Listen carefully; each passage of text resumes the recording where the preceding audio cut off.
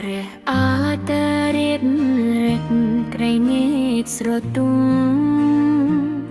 សង្លេងសັບញុនហាន់ដូចនំអ៊ុំកូននងក្រៃណាត់ទ្វីមេឃសំឡងប្លោចិត្តណាងតែសួរពេលណាពុក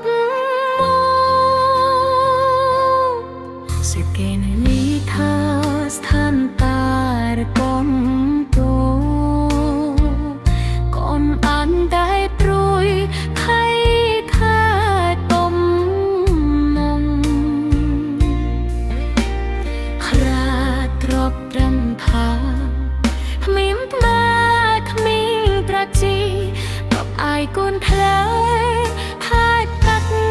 ណាំទឹក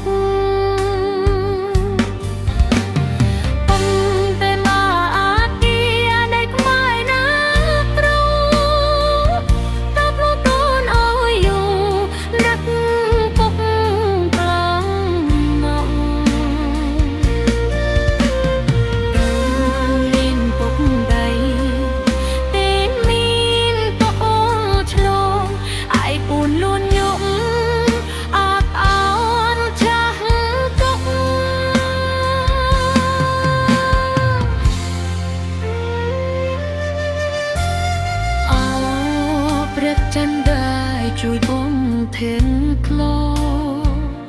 លនក្រៃណត្រលឹកនឹងក្របពុកខខាមានខ្វែងសៃចង់ខ្លាំងរត់ថ្លៃសូមពុកមាន